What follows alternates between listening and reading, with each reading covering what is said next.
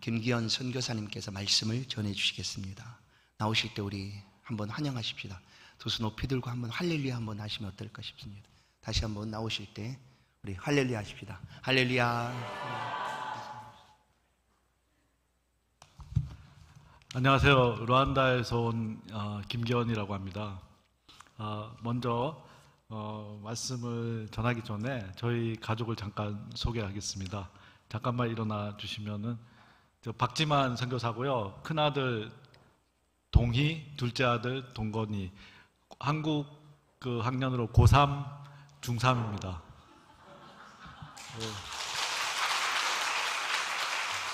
원래 저희 아들들이 교회 선교 보고를 드리러 갈 때 요즘에는 잘 따라 안 가려고 그래요. 근데 이제 민 목사님 저희 아기 때부터 동희 동건이를 보셔가지고 연애들한테 물어보니까 민 목사님 교회 오늘 선교 보고하러 가는데 갈 거냐 그러니까 가겠다고.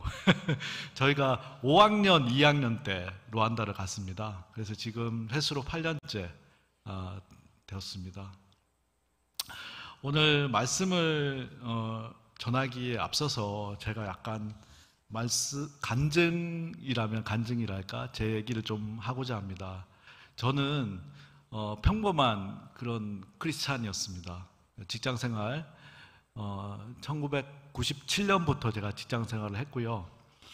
1994년에 대학교를 졸업하고 저는 군대를 갔습니다. 군대는 제가 3년 4개월 해군에 복무를 했었습니다. 그래서 군 복무를 마치고 직장 생활을 이제 97년부터 시작을 했습니다. 그래서 2006년도 2월 달에 제가 퇴직을 하게 되었는데요. 그때가 이제 20년째 되는 해였습니다. 여러분, 여기 앉아 계신 분들을 보니까 대부분 연배가 지긋하신데 2002년도에 그 여름의 뜨거운 함성들을 혹시 기억하십니까? 다들 기억하시죠? 어떤 일이 있었는지. 2002년도에 월드컵이 있었죠. 월드컵 그 뜨거웠던 기억이 아직도 생생한데, 제가 2002년도 월드컵 끝나고 12월 24일 크리스마스 이브 때 소개팅을 했습니다. 소개팅을 한 분이 저분입니다. 그래가지고 이제 교제를 시작해가지고 제가 2003년도 11월 15일 날 결혼을 했습니다. 결혼을 했는데 몇 번 만났죠. 한 달에 한 2번은 만났을 것 같습니다. 근데 한 2번 정도 만났을 때 지금 박지만 선교사죠. 저한테 이런 얘기를 했어요. 혹시 아프리카에서 한 3년 정도 살아볼 생각이 있느냐, 없냐? 그래서 저는 그때 제가 나이가 33이었는데 그런 거 그냥 대수롭지 않게 난 괜찮다 그렇게 얘기했습니다. 괜찮다 얘기해가지고 이제 교회에서 신앙생활을 쭉 하면서 상계동에 있는 삼일교회에서 신앙생활을 하면서 집사로 그렇게 신앙생활을 했는데 2005년도에 이제 큰애가 태어났고 2008년도에 둘째가 태어났는데, 큰애까지는 이제 맞벌이 하면서 어떻게 이래저래 이렇게 해볼 수는 있는데, 둘째까지 태어나니까 둘이서 이게 감당이 안 되더라고요. 그래서 상계동에 살다가 2009년도에 고양시 화정 그 처갓집 옆으로 이사를 가게 됩니다. 이사를 가고 거기서 이제 고양시에서 상계동으로 계속 이렇게 왔다 갔다 주일만 되면, 그래서 그런 신앙생활을 쭉 하고 있었습니다. 그랬는데 이제 어느 순간인가 제가 이게 너무 이렇게 교회만 찍고 예배만 딱 드리고 가는 것 같은 거예요. 그래서 하나님께서 마음을 주시기를 2015년도에 그 마태복음 6장 33절 말씀에 너희는 먼저 그의 나라와 그의 의를 구하라. 그리하면 이 모든 것을 너희에게 더하시리라. 이 말씀을 계속적으로 주시는 거예요. 그래서 이제 박지만 선교사는 예전부터 나름 선교의 비전을 가지고 기도도 오랫동안 뭐 결혼하고 계속 기도도 했습니다만, 사실 저는 선교에 관심은 별로 없었습니다. 물론 헌금 생활 11조 헌금하고 매달 선교 헌금과 구제 헌금을 하긴 했었지만, 제가 지금 직접적으로 선교사로 나가서 뭐 생활을 해보겠다는 그런 생각은 조금도 없었어요. 조금도 없었는데, 제가 2008년도에 아프리카 우간다에 제가 기아대책 후원 아동 월 3만 원 후원하는 아동이 있었는데, 여름 휴가에 아프리카 우간다에 여름 휴가를 다녀옵니다. 후원 아동을 만나러. 그때 갔을 때도 별다른 그런 뭐 제가 뭐 선교사로 헌신해야 되겠다든지 그런 생각들은 없었어요. 그리고 또 지나면서 직장생활 하면서 저의 주된 관심사는 어떻게 잘 먹고 잘 살까, 아니면 어떻게 좀 이렇게 애들 교육 잘 시키고, 쉽게 말해서 돈 잘 벌고 편안하게 살 수 있을까라는 게 저의 인생의 그런 목표였던 것 같습니다. 근데 하나님께서는 말씀으로 너희는 먼저 그의 나라와 그의 의를 구하라. 그리하면 이 모든 것을 너희에게 더하시리라. 이렇게 말씀을 지속적으로 하시는 겁니다. 그래서 내가 잘 먹고 잘 사는 것이 나의 삶의 우선순위가 되어서는 안 되겠다. 그런 생각을 하고 이제 2016년도에 직장을 퇴직을 하고 르완다로 선교사로 가게 되었습니다. 그래서 지금까지 이제 르완다에서 선교사로서 살아오고 있는데요. 오늘 말씀 주제가 여호와를 힘써 알자입니다. 여호와를 힘써 알자인데, 사실 우리가 하나님 잘 알 수 있다고 저 자신조차 그렇게 감히 말씀드릴 수는 없을 것 같습니다. 저는 아직도 하나님 잘 모르고 하나님 잘 알고자 하는 그런 과정 속에 있다고 할 수 있을 텐데요. 오랫동안 신앙생활을 하면 대부분의 사람들은 나는 하나님을 잘 알고, 또 교회에서는 이런저런 모양으로 직분을 가지신 분들도 많이 있지 않습니까? 장로님들도 계시고 권사님들도 계시고 안수 집사님도 계시고 그냥 집사님도 계시고, 하지만 우리의 그 믿음의 깊이는 교회에서 부여하는 타이틀로 우리가 우리의 믿음의 깊이를 평가할 수는 없지요. 심지어 가족들 간에도 우리가 그 가족 간의 여러 가지 소상한 생각이나 이런 것들을 어떻게 우리가 잘 알 수 있겠습니까? 근데 하물며 다른 사람과의 관계는 더 그렇죠. 우리나라 속담에 10길 물 속은 알아도 한 길 사람 속은 모른다는 그런 속담이 있지 않습니까? 그죠? 근데 우리가 왜 하나님을 알아야 됩니까? 그 이유는 말씀이 하나님을 알아야 된다고 하고 있기 때문입니다. 잠언서 1장 7절에 여호와를 경외하는 것이 지식의 근본이오늘 미련한 자는 지혜와 훈계를 멸시하느니라 라고 되어 있습니다.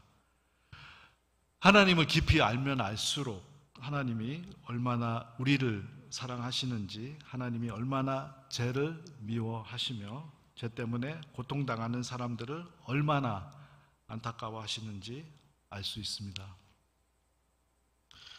무엇보다도 하나님을 더 알면 알수록 우리가 어떤 사람인지 더 정확히 알 수 있습니다. 제가 르완다에서 이제 격주로 저희는 교회를 방문해서 말씀을 전하는데요. 대부분의 사람들이, 저희가 방문하는 교회들은 성도님들이 모이기는 뭐 한 300명에서 500명 이렇게 모입니다. 그런데 제가 방문하는 교회들의 성도님들은 그 시골이기 때문에 또 그렇고 한 100명당 2~3명 정도 성경을 가지고 계세요. 그러면은 대부분의 분들은 성경을 안 가지고 계시죠. 그런데 성경을 가지고 계신 분조차도 그 성경을 읽고 또 하나님의 말씀을 깊이 있게 묵상하고 공부하는데 어려움이 많을 것이라고 그렇게 보여집니다. 그래서 저희는 주로 복음에 관련된 주제로 이렇게 말씀을 전하고 있는데요. 죄 때문에 우리가 죄인임을 누구든지 그리스도인이라면 자각하고 있지 않습니까? 그런데 그 죄인이라는 고백이 우리에게는 쉽게 나오지가 않습니다. 어떻게 우리가 죄인입니까? 라고 생각하는 분들도 계시겠죠. 나는 그냥 법적으로 아무런 죄도 짓지 않고 그냥 깨끗하게 살고 있고, 그렇게 생각한 분도 계시죠. 그럼에도 불구하고 로마서 말씀에 모든 사람이 죄를 범하였으며 하나님 영광에 이르지 못한다고 말씀하고 있습니다. 우리는 죄인인데 우리가 죄인임을 인식할 때 성령님께서 우리의 마음을 터치해 주시고 인도해 주십니다. 우리는 세상을 살아가면서 여러 가지 결정을 해야 되거나 선택의 순간에 처해지는 경우가 많이 있죠. 저 또한 그런 경험이 많이 있습니다. 아주 사소한 그런 것들이지만 성령님을 의지하지 않고 하나님을 의지하지 않고 제가 그냥 제 생각과 경험과 가치관과 이런 것들에 의해서 결단을 내리고 결정을 내렸을 때 때로는 너무 안 좋은 그런 결과들을 초래하기도 했던 것을 경험하기도 했습니다. 로마서 12장 2절 말씀에 너희는 이 세대를 본받지 말고 오직 마음을 새롭게 함으로 변화를 받아 하나님의 선하시고 기뻐하시고 온전하신 뜻이 무엇인지 분별하도록 하라. 한국에 제가 이제 나와 보니까 너무 여러 가지 이슈들이 많은 것 같아요. 우리가 이 세대에 몰입되거나 세상의 풍조에 휩쓸리게 되면 하나님의 뜻을 잘 분별하지 못하게 됩니다. 하나님 나라의 법칙은 세상의 법칙과는 완전히 다릅니다. 그렇기 때문에 그리스도인의 삶의 목표는 세상의 목표와 달라야 합니다. 그리스도인의 삶의 목표는 하나님을 영화롭게 하고 주님의 마음을 시원케 해드리고 하나님 나라와 그의 의를 구하고 섬기는 자가 되는 것이죠. 근데 세상의 법칙은 그렇지가 않죠. 내가 남보다 높아져야 되고 내가 더 잘나야 되고 내가 더 많이 가져야 되고 내 이름이 더 알리워져야 되고 내가 조금 더 큰 평수의 아파트에 살아가야 되고 그런 걸로 사람들을 평가하지 않습니까? 그렇지만 우리는 하나님 나라의 법칙은 세상의 법칙과는 다르다는 것을 우리 모두 인식하셔야 된다고 생각을 합니다. 하나님을 알기 위해서는 어떻게 해야 되겠습니까? 첫 번째, 말씀에 집중해야 됩니다. 우리는 말씀을 통해서 하나님을 알고 하나님께 나아갈 수 있습니다. 디모데후서 3장 16절 말씀에 모든 성경은 하나님의 감동으로 된 것으로 교훈과 책망과 바르게 함과 의로 교육하기에 유익하니 이는 하나님의 사람으로 온전케 하며 모든 선한 일을 행하기에 온전케 하려 함이니라. 우리가 온전하게 되는 길은 오직 말씀밖에 없습니다. 마태복음 4장 4절에 예수께서 대답하여 가라사대 기록되었으되 사람이 떡으로만 살 것이 아니요 하나님의 입으로 나오는 모든 말씀으로 살 것이라 하였느니라 하시니, 신명기 8장 3절에도 똑같은 말씀이 나오죠. 너를 낮추시며 너로 줄이게 하시며 또 너도 알지 못하며 내 열조도 알지 못하던 만나를 내게 먹이신 것은 사람이 떡으로만 사는 것이 아니요 여호와의 입에서 나오는 모든 말씀으로 사는 줄을 너로 알게 하려 하심이니라. 말씀으로 우리가 사는 줄을 모든 분들이 믿고 경험하시기를 축원합니다. 말씀대로 살아갈 때에 하나님께서 우리를 책임져 주시겠다는 것입니다. 예수님께서 성령에게 이끌려 광야에서 40일을 금식하셨습니다. 그리고 마귀가 나타나서 예수님을 시험하셨습니다. 그 첫 번째 시험이 돌을 떡으로 만들라는 것이었습니다. 여기서 예수님은 신명기 8장 3절 말씀으로 마귀의 유혹을 물리치셨습니다. 내가 하나님의 아들이지만, 예수님이시지 않습니까? 내가 하나님의 아들이지만 그래도 하나님의 말씀을 의지하시겠다는 것입니다. 하나님을 의지하는 삶이야말로 가장 복된 삶이라고 예수님이 말씀하신 것입니다. 우리 또한 삶의 매 순간마다 하나님을 의지할 것인가, 아니면 내 힘과 지혜, 지식, 경험, 내가 가진 것을 의지할 것인가, 그 선택 앞에 놓여 있습니다. 입으로는 하나님을 믿는다고 하지만 세상 사람들과는 별 다를 게 없는 걱정과 근심, 한숨과 불평, 두려움 가운데 우리는 살고 있지 않습니까? 하나님의 말씀은 우리의 생각을 변화시킵니다. 말씀은 우리의 삶을 변화시킵니다. 말씀의 능력과 은혜를 경험하기 시작하면 더욱더 말씀을 사모하게 됩니다. 그렇게 될 때 우리는 성령 충만하고 풍성한 삶을 누리게 됩니다. 히브리서 4장 12절 말씀에 하나님의 말씀은 살았고 운동력이 있어 좌우에 날선 어떤 금보다도 예리하여 혼과 영과 및 관절과 골수를 찔러 쪼개기까지 하며 또 마음의 생각과 뜻을 감찰하나니라고 되어 있습니다.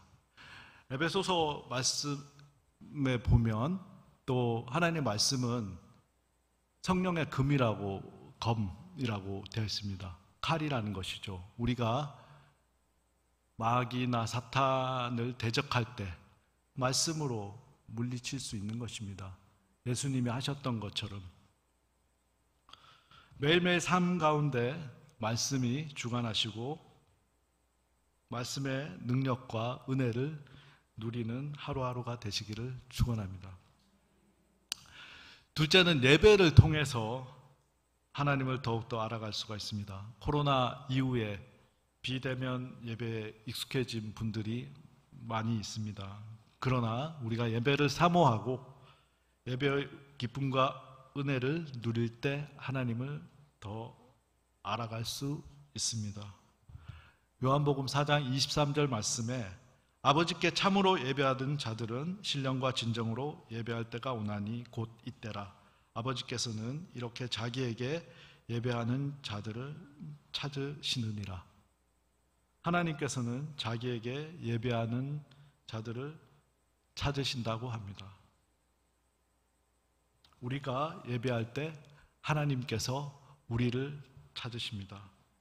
예배할 때 하나님이 우리를 만나 주십니다.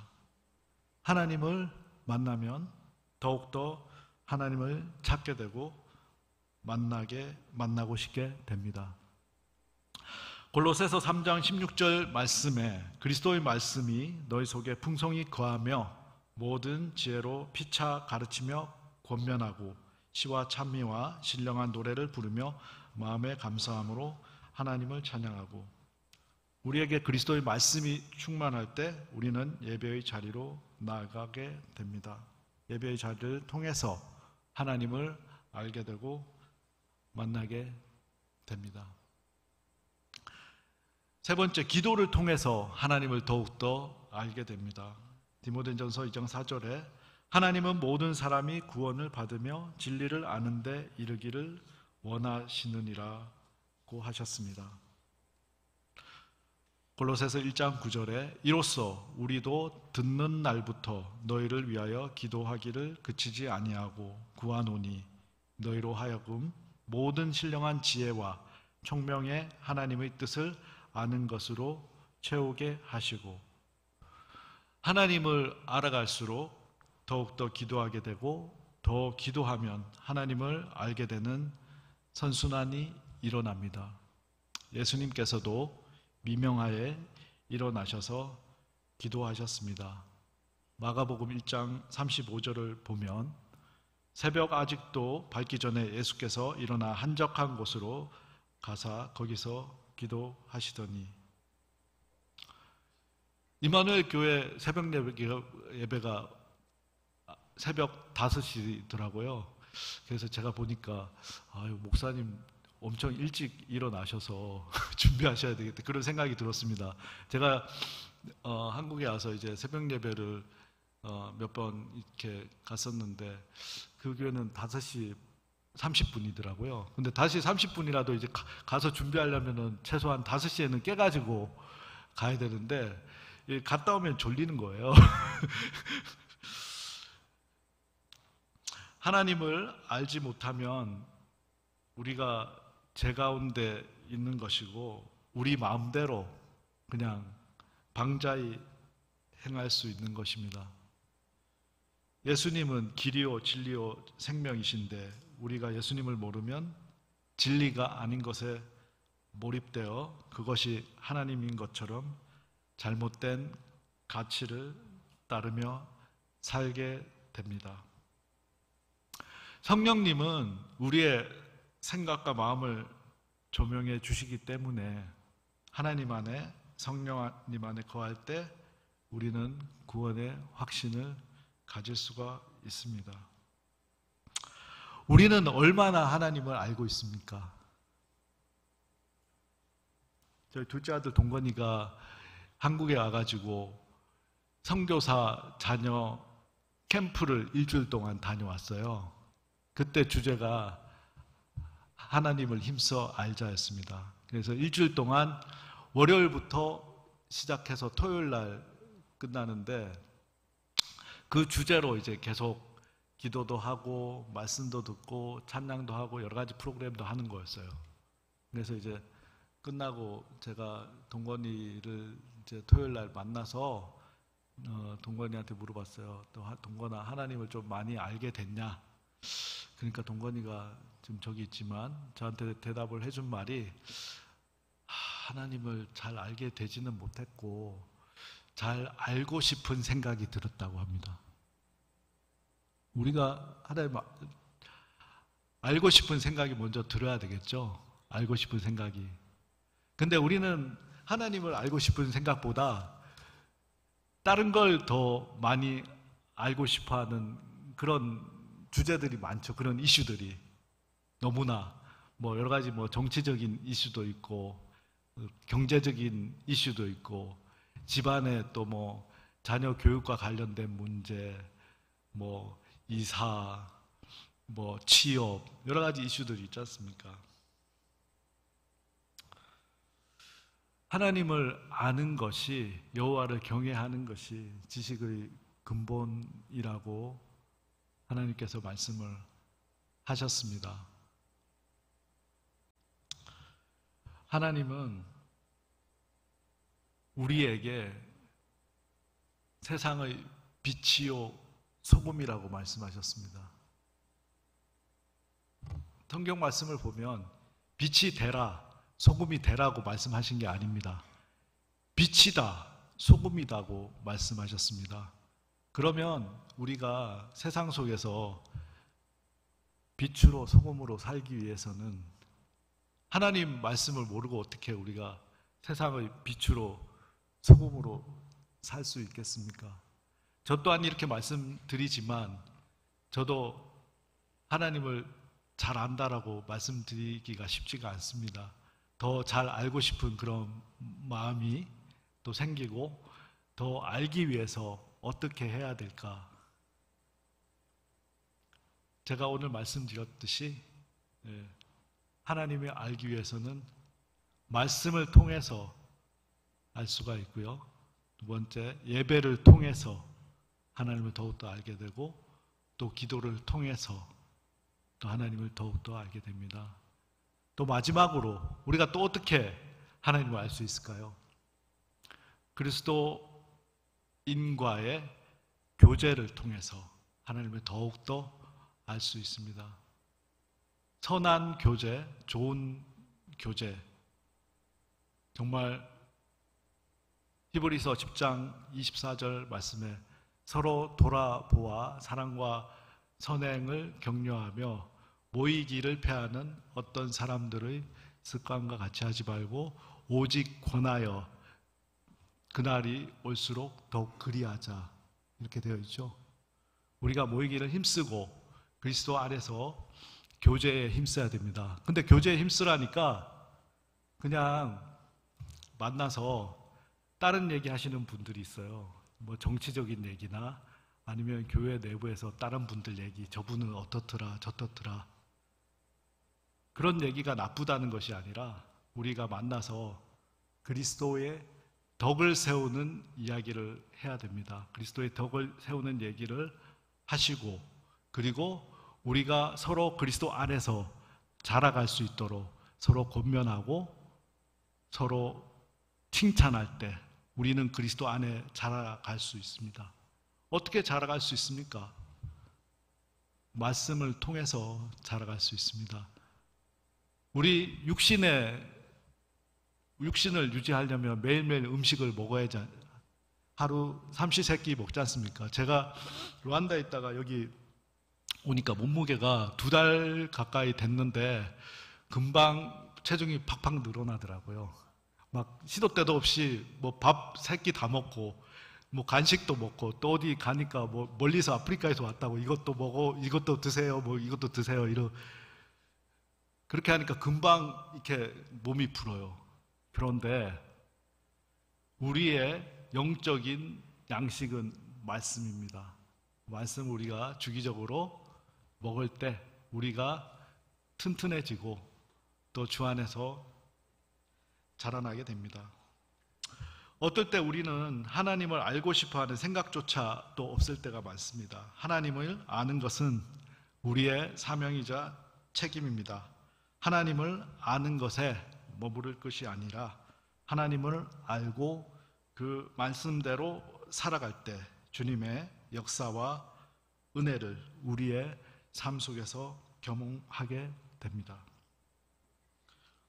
말씀을 통해서 우리의 삶이 변화되고 세상에서 빛과 소금이 되시기를 축원합니다. 제가 루안다에서 살아보니까요, 한국에 있을 때는 한국에 있을 때도 기도하고 예배도 참석하고 그랬지만, 루안다 생활하면서 제가 딱 느낀 게 있어요. 뭐 어떤 걸 느꼈냐면은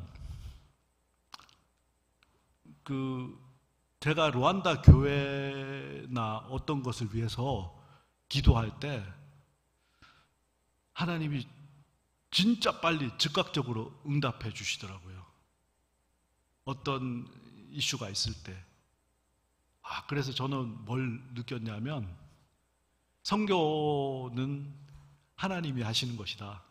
제가 하는 것이 아니다. 교회도 마찬가지입니다. 하나님이 하시는 것이죠.